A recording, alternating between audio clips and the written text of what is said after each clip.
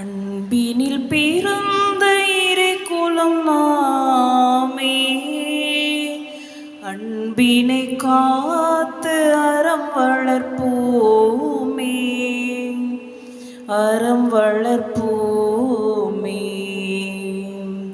அன்பினில் பிறந்த இறை குலம் நாமே, அன்பினை காத்து அறம் வளர்ப்போமே, அறம் வளர்ப்போமே.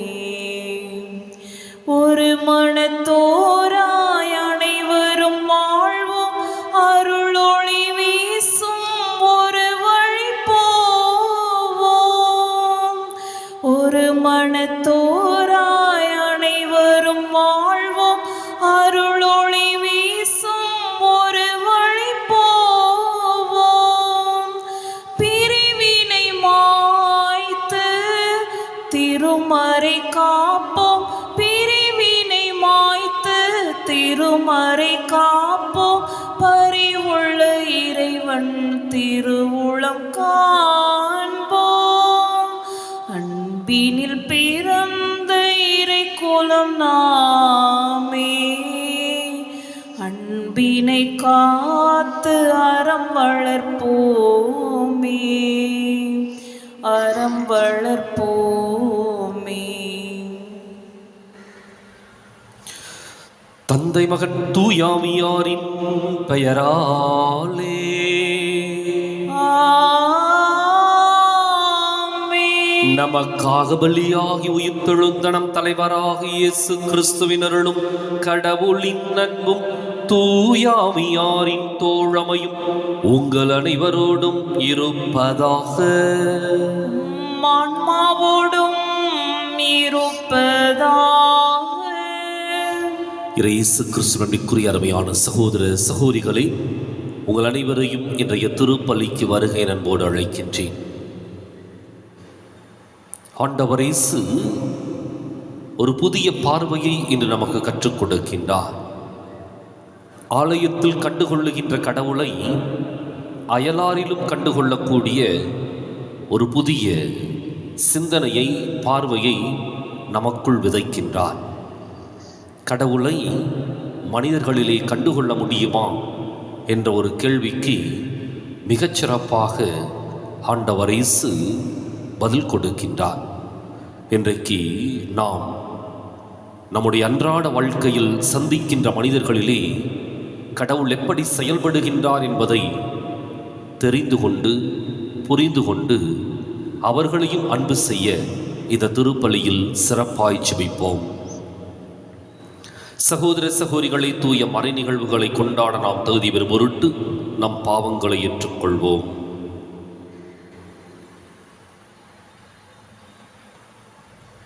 எல்லாம் வல்ல இறைவனிடமும் சகோதர சகோதரிகளே உங்களிடமும் நான் பாவியலை ஏற்றுக்கொள்கின்றேன். ஏனெனில் என் சிந்தனையாலும் சொல்லாலும் செயலாலும் கடமையில் தவறியதாலும் பாவங்கள் பல செய்தேன். என் பாவமே, என் பாவமே, என் பெரும் பாவமே.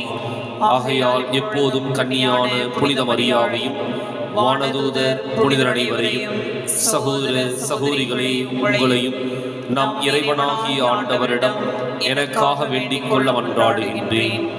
எல்லாம் வல்ல இறைவன் நம் மீது இரக்கம் வைத்து நம் பாவங்களை மன்னித்து நம்மை நிலை வாழ்வுக்கு அழைத்துச் செல்வாராக. ஆமென். ஆண்டவரே இரக்கமாயிரும். ஆண்டவரே இரக்கமாயிரும். கிறிஸ்துவே இரக்கமாயிரும். கிறிஸ்துவே இரக்கமாயிரும். ஆண்டவரே இரக்கமாயிரும். ஆண்டவரே இரக்கமாயிரும். மன்றாடுவோமாக. இறைவா, உம்முடைய அன்பின் தூண்டுதலால் மறைசாட்சியரான பெர்பெத்துவா ஃபெலிசிட்டி எனும் புனிதையர் தங்களை துன்புறுத்தியோரை பொருட்படுத்தாமல் கொடிய சாவின் மீது வெற்றி கொண்டார்கள். அதனால் இவர்கள் எங்களுக்காக பரிந்து பேசுவதால் நாங்கள் உம்முடைய அன்பில் என்றும் வளர அருள் புரிவீராக.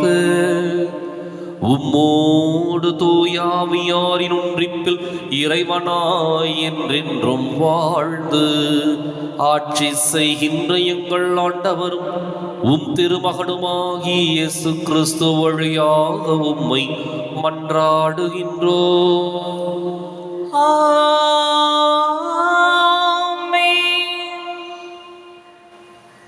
இன்றைய திருப்பலியானது கொங்கு நாட்டார் வீடு இருதயராஜ் டெய்சி அனிலா சாம்சன் இவருடைய கருத்துப்படி நன்றியாக ஒப்புக் கொடுக்கப்படுகின்றது. முதல் வாசகம். உனக்கு அடுத்து வாழ்வோருக்கு நேர்மையுடன் நீதி வழங்கு. லேவியர் நூலிலிருந்து வாசகம். அதிகாரம் 19 இறை வசனங்கள் 1, 2 மற்றும் 11 முதல் 18 வரை. ஆண்டவர் மோசேயிடம் கூறியது: நீ இஸ்ராயேல் மக்களிடம் கூற வேண்டியது, தூயோராயிருங்கள், ஏனெனில் உங்கள் கடவுளும் ஆண்டவருமாகிய நான் தூயவர். களவு செய்யாமலும் பொய் சொல்லாமலும் ஒருவரை ஒருவர் வஞ்சியாமலும் என் பெயரால் பொய்யானையிட்டு உங்கள் கடவுளின் பெயருக்கு இழுக்கு ஏற்படுத்தாமல் இருங்கள். நான் ஆண்டவர். அடுத்திருப்பவரை ஒடுக்கவோ அவருக்குரியதை கொள்ளையிடவோ வேண்டாம். வேலையாளின் கூலி விடியும் வரை உன்னிடம் இருத்தலாகாது. காது கேளாதோரை சபிக்காதே. பார்வையற்றோரை இடறச் செய்யாதே. உன் கடவுளுக்கு அஞ்சி நட. நான் ஆண்டவர். தீர்ப்பிடுகையில் அநீதி இழைக்காதே. சிறியோர் பெரியோர் என முகம் பாராது உனக்கு அடுத்து வாழ்வோருக்கு நேர்மையுடன் நீதி வழங்கு. உன் இனத்தாருக்குள் புறங்கூறி திரியாதே. உனக்கு அடுத்து வாழ்பவரின் குருதி பழிக்கு காரணமாகாதே. நான் ஆண்டவர். உன் சகோதரரை உன் உள்ளத்தில் பகைக்காதே. உனக்கு அடுத்தவர் பாவம் செய்யாதபடி அவரை கடிந்து கொள். பழிக்கு பழியென உன் இனத்தார் மேல் காழ்ப்பு கொள்ளாதே. உன் மீது நீ அன்பு கூறுவது போல் உனக்கு அடுத்திருப்பவர் மீதும் அன்பு கூறுவாயாக. நான் ஆண்டவர். ஆண்டவர் வழங்கும் அருள்வாக்கு. இறைவா, உமக்கு நன்றி. பதிலுரை பாடல் பல்லவி. ஆண்டவருடைய வார்த்தைகள் வாழ்வு தரும் ஆவியை கொடுக்கின்றன. ஆண்டவருடைய வார்த்தைகள் வாழ்வு தரும் ஆவியை கொடுக்கின்றன. ஆண்டவரின் திருச்சட்டம் நிறைவானது, அது புத்துயிர் அளிக்கின்றது. ஆண்டவரின் ஒழுங்குமுறை நம்பத்தக்கது, எளியவருக்கு அது ஞானம் அளிக்கின்றது. பல்லவி. ஆண்டவருடைய வார்த்தைகள் வாழ்வு தரும் ஆவியை கொடுக்கின்றன. ஆண்டவருடைய வார்த்தைகள் வாழ்வு தரும் ஆவியை கொடுக்கின்றன. ஆண்டவரின் நியமங்கள் சரியானவை, அவை இதயத்தை மகிழ்விக்கின்றன. ஆண்டவரின் கட்டளைகள் ஒளிமயமானவை, அவை கண்களை ஒளிர்விக்கின்றன. பல்லவி. ஆண்டவருடைய வார்த்தைகள் வாழ்வு தரும் ஆவியை கொடுக்கின்றன. ஆண்டவருடைய வார்த்தைகள் வாழ்வு தரும் ஆவியை கொடுக்கின்றன. ஆண்டவரை பற்றிய அச்சம் தூயது, அது எந்நாளும் நிலைத்திருக்கும். ஆண்டவரின் நீதி நெறிகள் உண்மையானவை, அவை முற்றிலும் நீதியானவை. பல்லவி. ஆண்டவருடைய வார்த்தைகள் வாழ்வு தரும் ஆவியை கொடுக்கின்றன. ஆண்டவருடைய வார்த்தைகள் வாழ்வு தரும் ஆவியை கொடுக்கின்றன. என் கற்பாரையும் மீட்பருமான ஆண்டவரே, என் வாயின் சொற்கள் உமக்கு ஏற்றவையாயிருக்கட்டும். என் உள்ளத்தின் எண்ணங்கள் உமக்கு உகந்தவையாயிருக்கட்டும். பல்லவி. ஆண்டவருடைய வார்த்தைகள் வாழ்வு தரும் ஆவியை கொடுக்கின்றன. ஆண்டவருடைய வார்த்தைகள் வாழ்வு தரும் ஆவியை கொடுக்கின்றன. ஆயின் தன் மந்தை காப்பது போல ஆண்டவர் நம்மை காக்கின்றார். ஆயின் தன் மந்தை காப்பது போல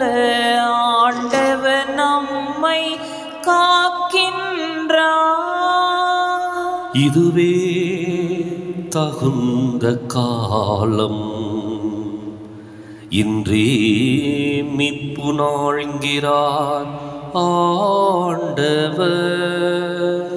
ஆயின் தன் மந்தையை காப்பது போல ஆண்டவர் நம்மை காக்கின்றார். ஆண்டவர் உங்களோடு இருப்பாராக. உம் ஆன்மாவோடும் இருப்பாராக. புனித மத்தேயு எழுதிய நற்செய்தியிலிருந்து வாசகம். ஆண்டவரே மாட்சி உமக்கே. அதிகாரம் 25, இறைவாக்கியங்கள் 31 முதல் 46 முடிய. அக்காலத்தில் இயேசு தம் சீடர்களை நோக்கி கூறியது: வானதூதர் அனைவரும் புடைசூழ மானிட மகன் மாட்சியுடன் வரும்போது தம் மாட்சிமிகு அரியணையில் வீற்றிருப்பார். எல்லா மக்கள் இனத்தாரும் அவர் முன்னிலையில் ஒன்று கூட்டப்படுவர். ஓர் 1000 செம்மறியாடுகளையும் வெள்ளாடுகளையும் வெவ்வேறாக பிரித்து செம்மறியாடுகளை வலப்பக்கத்திலும் வெள்ளாடுகளை இடப்பக்கத்திலும் நிறுத்துவது போல் அம்மக்களை அவர் வெவ்வேறாக பிரித்து நிறுத்துவார். பின்பு அரியணையில் விற்றிருக்கும் அரசர் தம் வலப்பக்கத்தில் உள்ளோரை பார்த்து, என் தந்தையிடமிருந்து ஆசி பெற்றவர்களை வாருங்கள், உலகம் தோன்றியது முதல் உங்களுக்காக ஏற்பாடு செய்யப்பட்டிருக்கும் ஆட்சியை உரிமை பேராக பெற்றுக்கொள்ளுங்கள்.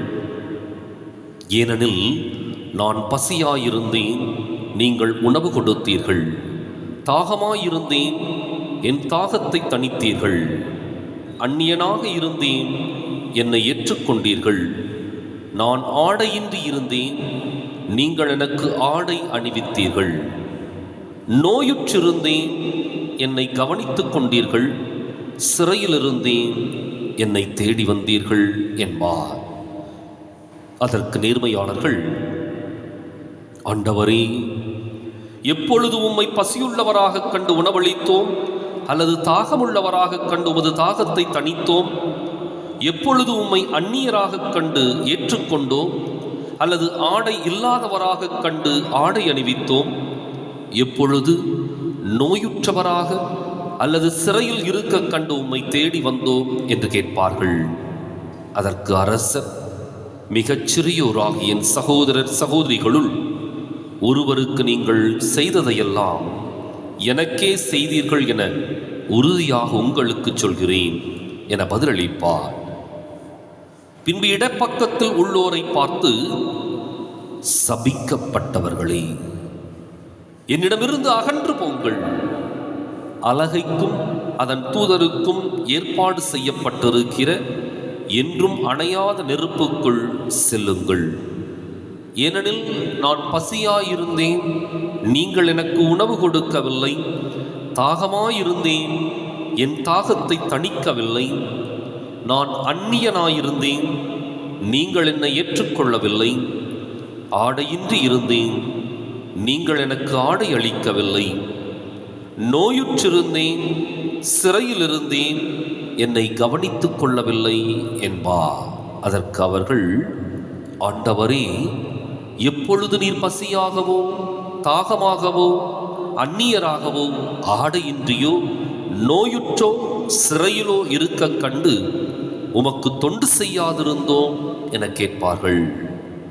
அப்பொழுது அவர், மிகச்சிறியோராகிய இவர்களுள் ஒருவருக்கு நீங்கள் எதையெல்லாம் செய்யவில்லையோ அதை எனக்கும் செய்யவில்லை என உறுதியாக உங்களுக்கு சொல்லுகிறேன் என பதிலளிப்பார்.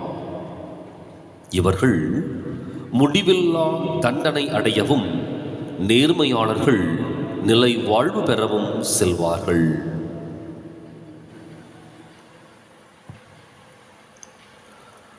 ஆண்டவரின் அருள்வாக்கு. கிறிஸ்துவே உமக்கு புகழ். இயேசு கிறிஸ்துவில் அன்பிற்குரிய அருமையான சகோதர சகோதரிகளே, வத்திக்கான் அரண்மனையிலே இருக்கின்ற சிஸ்டைன் சாப்பல் என்று சொல்லப்படுகின்ற சிற்றாலயத்திலே மிக அழகான ஒரு ஓவியம் தீட்டப்பட்டிருக்கும். அந்த ஓவியத்தினுடைய மையப்பொருள் என்ன அப்படின்னா, நியாயத்தீர்ப்பு. இறுதி நாளிலே கடவுள் மனிதர்களை தீர்ப்பிட வருகின்ற அந்த நிகழ்வை அழகாக சித்தரிக்கப்பட்டிருக்கும். அப்போ அதில் வலப்பக்கம் இடப்பக்கம் கடவுளுடைய வல்லமையோடு இறங்கி வருவது என்று சொல்லி அந்த ஓவியம் மிக அழகாக புகழ்பெற்ற மைக்கேல் ஆஞ்சலோ என்ற அந்த ஓவியரால் தீட்டப்பட்டிருக்கும். இன்றைக்கு நற்செய்தி மனிதர்களை தீர்ப்பிடுகின்ற ஒரு நிகழ்வை ஆண்டவர் இயேசு அந்த நியாயத்தீர்ப்பின் நாளை நமக்கு சுட்டி காட்டுகின்றார்.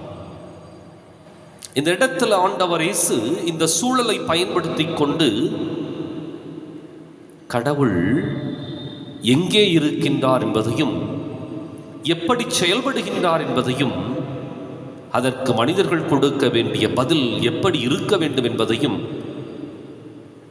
மிக தெளிவாகவும் சிறப்பாகவும் நமக்கு கோடிட்டு காட்டுகின்றார்.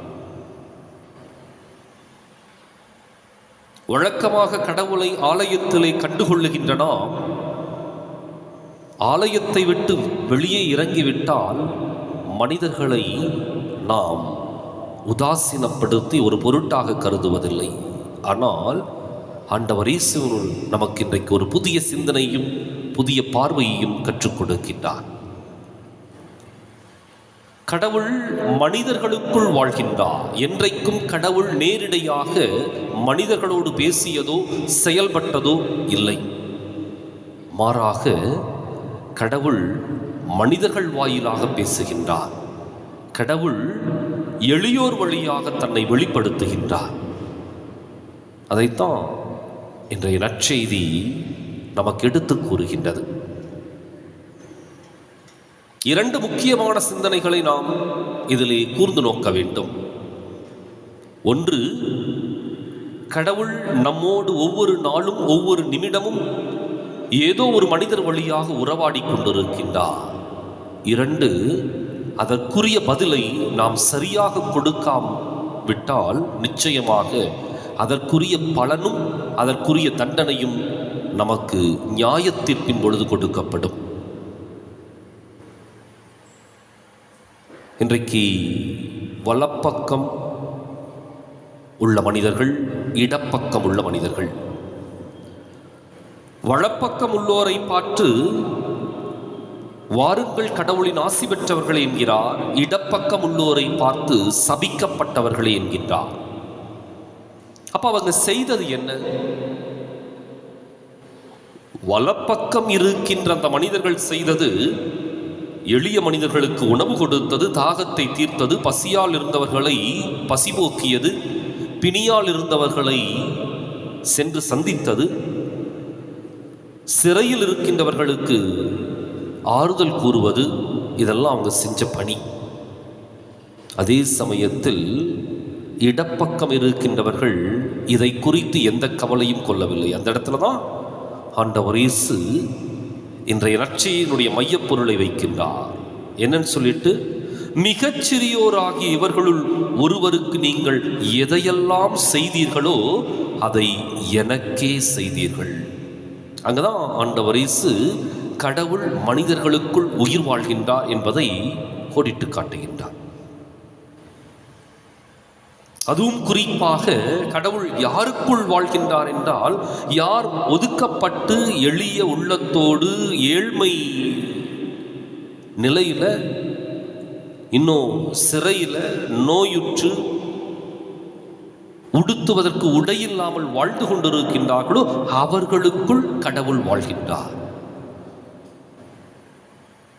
அதனாலதான் தமிழ் மூதறிஞர் ஒருவர் சொல்லுவார், ஏழையின் சிரிப்பில் இறைவனை காண்போம் என்று.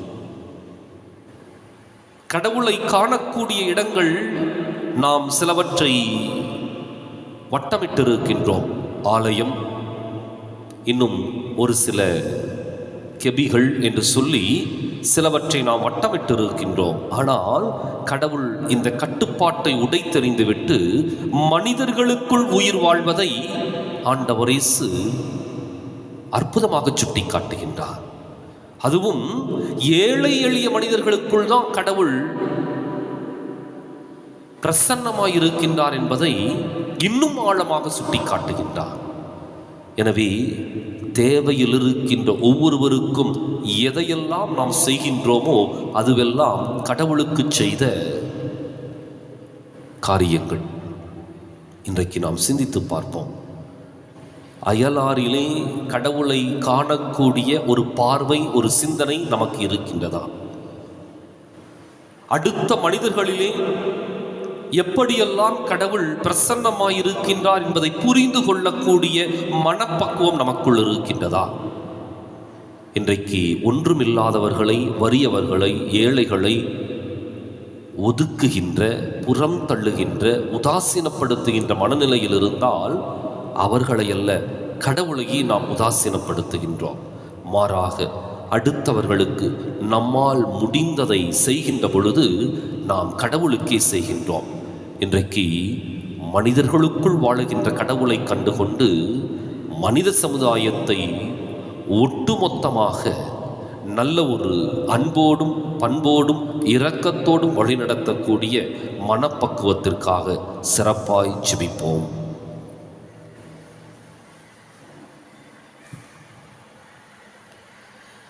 என்னை தந்தேன், எல்லாம் தந்தேன், என் வாழ்வை பலியாக்கவே. உள்ளம் தந்தேன், உமக்கே தந்தேன், பிறரன்பு பணி செய்யவே. என் இயேசுவே, என் தெய்வமே, உன்னோடு உறவாடவே. என் இயேசுவே, என் தெய்வமே, உன்னோடு உறவாடவே. என்னை தந்தேன், எல்லாம் தந்தேன், என் வாழ்வை பலியாக்கவே. அயலாரிலே உம்மை காண என்னை நான் பலியாக்கினேன். ஆண்டவரே, உம்மை அடைய என்னை நான் தியாகம் செய்தேன். உம் சித்தம் நாளும் நிறைவேற்றிட என்னை நான் அர்ப்பணித்தேன். நற்செய்தி பணியை நாளும் செய்ய நாதனே என்னை தந்தேன். சகோதர சகோதரிகளே, என்னுடையதும் உங்களுடையதுமான இப்பலி எல்லாம் வல்ல தந்தையாக இறைவனுக்கு ஏற்றதாகும்படி மன்றாடுங்கள். ஆண்டவர் தம் திருப்பேரின் புகழ்ச்சிக்காகவும் ஆட்சிக்காகவும் நமது நன்மைக்காகவும் புனித திரு அவையின் அனைத்து நலன்களுக்காகவும் உமது கையினின்றைய பலியை ஏற்றுக்கொள்வாராக. ஆண்டவரே, பெர்பெத்துவா ஃபெலிசிட்டி எனும் புனிதையரின் விண்ணக வெற்றியை நாங்கள் நினைவு கூர்ந்து இன்று பேரின்பத்துடன் இப்பலியை ஒப்புக் கொடுக்கின்றோம். அதனால்வும் அரும் பெரும் செயல்களை அறிக்கையிடவும் இப்புனிதையரின் மாட்சிக்கு உரிய பரிந்துரையை பெற்று மகிழவும் அருள்வீராக. எங்கள் ஆண்டவராகிய கிறிஸ்து வழியாக உம்மை மன்றாடுகின்றோம்.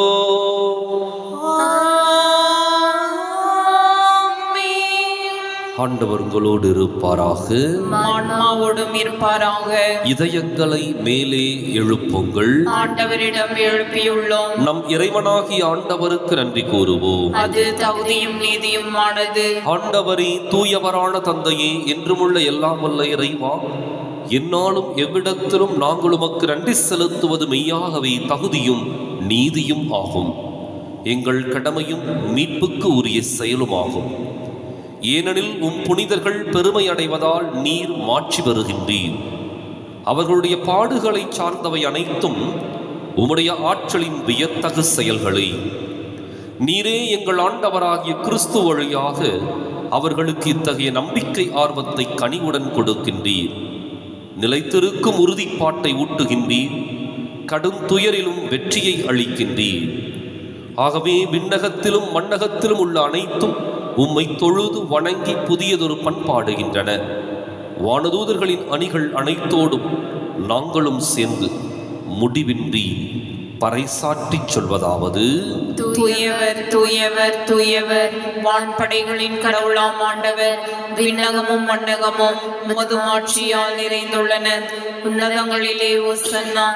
ஆண்டவர் பெயரால் வருகிறவர் ஆசீர் பெற்றவர். உன்னதங்களிலே ஓசன்னா.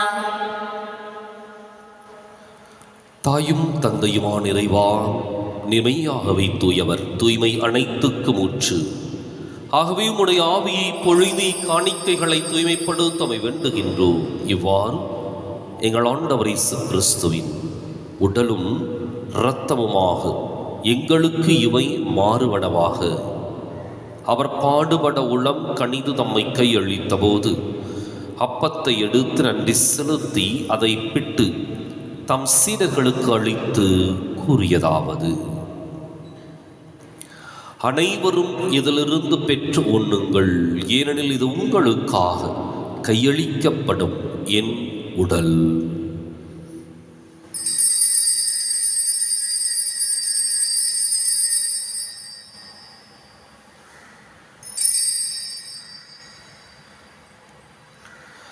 அவர் நம்மை இரவு விருந்தை அருந்தியபின் கிண்ணத்தையும் எடுத்து மீண்டும் உமக்கு நன்றி கூறி தம் சீடர்களுக்கு அளித்து அவர் கூறியதாவது: அனைவரும் இதிலிருந்து பெற்று பருகுங்கள், ஏனெனில் இது புதிய நிலையான உடன்படிக்கைக்கு உரிய என் இரத்தத்தின் கிண்ணம். இது பாவ மன்னிப்புக்கென்று உங்களுக்காகவும் பலருக்காகவும் சிந்தப்படும். இதை என் நினைவாகச் செய்யுங்கள்.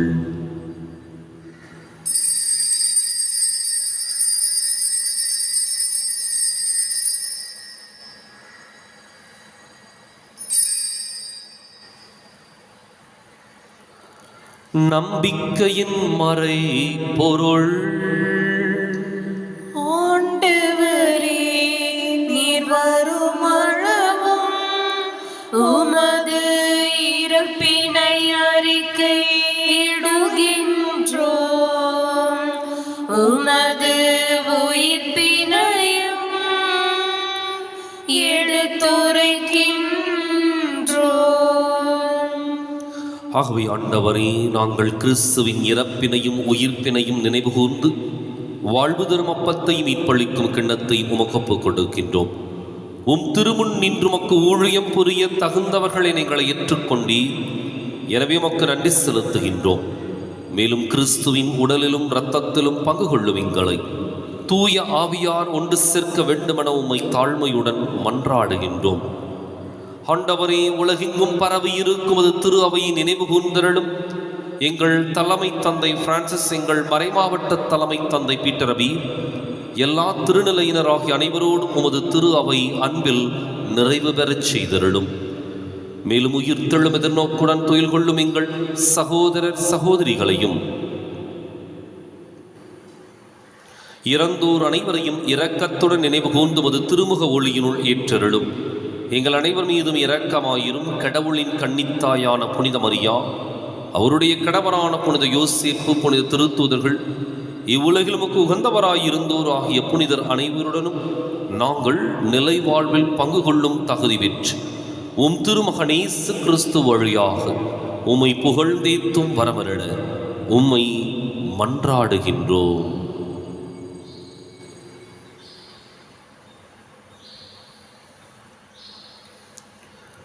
இவர் வழியாக இவரோடு இவரில் எல்லாம் வல்ல இறைவனாகிய தந்தையே, தூயாவியாரின் ஒன்றிப்பில் எல்லா புகழும் ஆட்சியும் என்றென்றும் உமக்கு உரியதே.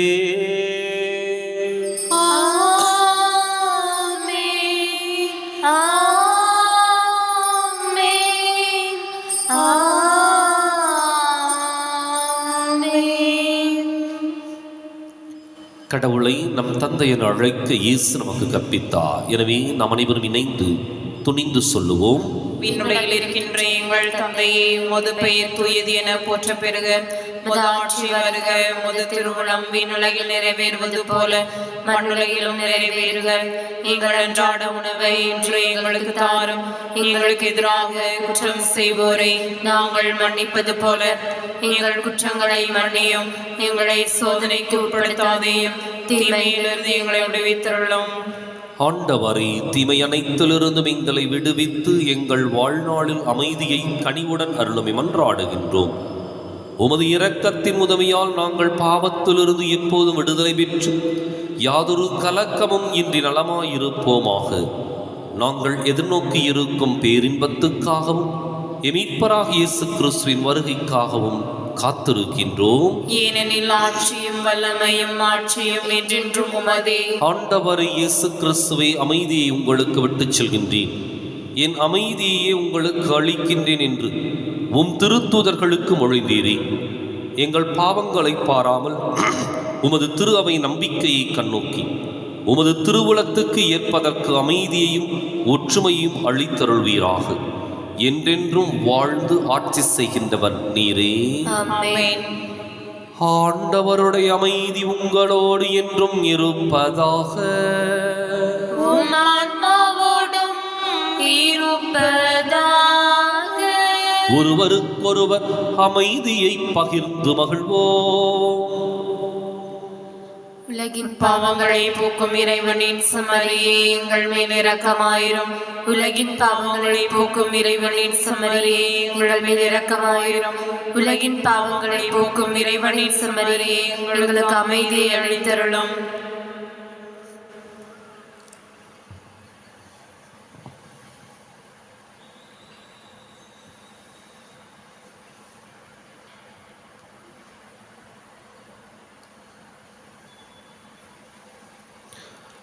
இதோ இறைவனின் செம்மறி, இது உலகின் பாவங்களை போக்குகின்றவர். இது செம்மறியின் விருதுக்கு அழைக்கப் பெற்றோர் பேறு பெற்றோர். ஆண்டவரே, நீர் என் இல்லத்தில் எழுந்தருள நான் தகுதியற்றவள். ஒரு வார்த்தை மட்டும் சொல்லி அருளும், எனது ஆன்மா நலமடையும்.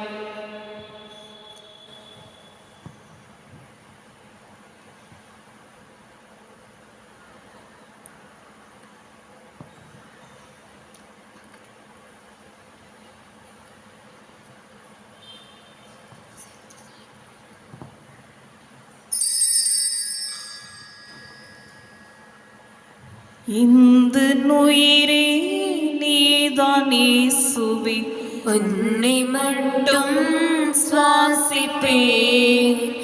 இந்த நுயிரே நீதான் இயேசுவே, உன்னை மட்டும் சுவாசிப்பேன். நான் உன்னை மறந்தாலும் நீ என்னை மறவாமல், நான் உன்னை மறந்தாலும் நீ என்னை மறவாமல் என் மீது பாசம் கொண்டாய். என் நெஞ்சில் வாசம் செய்தாய். என் மீது பாசம் கொண்டாய். என் நெஞ்சில் வாசம் செய்தாய். கல்வாரி நினைவுகள்தான் என் வாழ்வில் கனவாகுமே. உன்னோடு ஒன்றாகினால் என் வாழ்வில் நனவாகுமே. உணவாய் எழுந்து எனில் வந்து என் உணர்வாய் கலந்து உயிர் சுமந்தாய். மெழுகாய் உருகி ஒளிர்ந்திடவே உனது ஆற்றல் வேண்டுமே.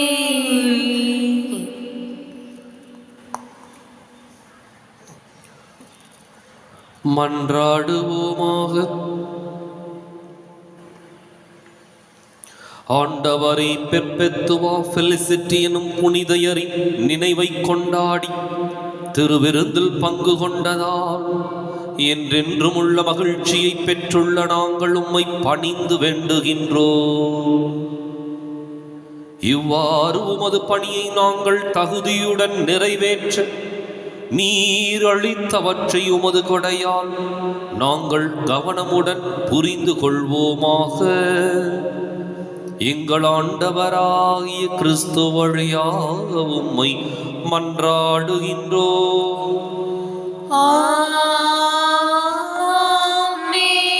ஆண்டவர் உங்களோடு இருப்பாராக. ஆன்மாவோடும் இருப்பாராக. எல்லாம் வல்ல இறைவன் தந்தை மகன் தூயாவியார் உங்களுக்கு ஆசி வழங்குவாராக. கிறிஸ்துவின் அன்பிலும் அருளிலும் வாழ சென்று வாருங்கள். திருப்பலி நிறைவேறிற்று. இறைவனுக்கு நன்றி. வலது வாய்க்காலுக்காக ஜெபம். அன்பு தந்தையே இறைவா, அன்பு தந்தையே இறைவா, கேளுங்கள் கொடுக்கப்படும், கேளுங்கள் கொடுக்கப்படும், தட்டுங்கள் திறக்கப்படும், தட்டுங்கள் திறக்கப்படும், தேடுங்கள் கண்டடைவீர், தேடுங்கள் கண்டடைவீர் என்ற இறை வார்த்தையில் நம்பிக்கை வைத்து ஜெபித்த பொழுது கிடைத்த எல்லா நன்மைகளுக்காகவும் உமக்கு நன்றி கூறுகின்றோம். எங்களுடைய பகுதிக்கு தேவையான குடிநீர் திட்டங்களை நிறைவேற்றி எங்களுடைய இல்லங்களுக்கு நல்ல குடிதண்ணீரை பெற்றுக் கொடுத்ததற்காக உமக்கு நன்றி கூறுகின்றோம். எங்களுடைய நீண்டகால போராட்டமான வலது வாய்க்கால் திட்டத்திற்கு 262 கோடி ரூபாய் நிதியை ஒதுக்கி எங்களுடைய தண்ணீர் அவகாசத்தையும் மீட்டெடுத்து கொடுத்ததற்காக உமக்கு நன்றி கூறுகின்றோம். இத்திட்டம் சிறப்பாக நடைபெற்றுக் கொண்டிருக்கின்ற இவ்வேளையில் இதனை விரைந்து நிறைவு செய்து கொடுப்பீராக. இவற்றை எங்கள் ஆண்டவராகிய கிறிஸ்து வழியாக உம்மை மன்றாடுகின்றோம். ஆமென்.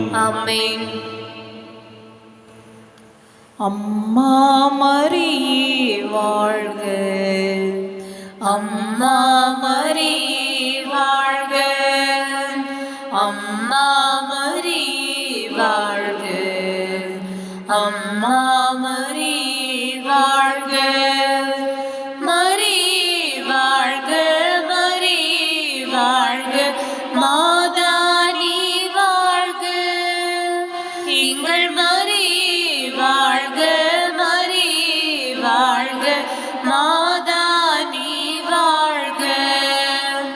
அறியாத மாந்தருக்கு அறிய வைத்தாய், உம்மை ஆரோக்கிய தாயாக உணர வைத்தாய். அறியாத மாந்தருக்கு அறிய வைத்தாய், உன்னை ஆரோக்கிய தாயாக உணர வைத்தாய். மறையாத வானிலவாய், மாறாத வான்மழையாய், மறையாத வானிலவாய்,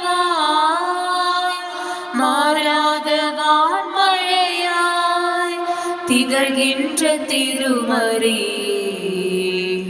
நீ வாழ்க, நீ வாழ்க, நீ வாழ்க, அம்மா மரியே வாழ்க, அம்மா மரியே வாழ்க.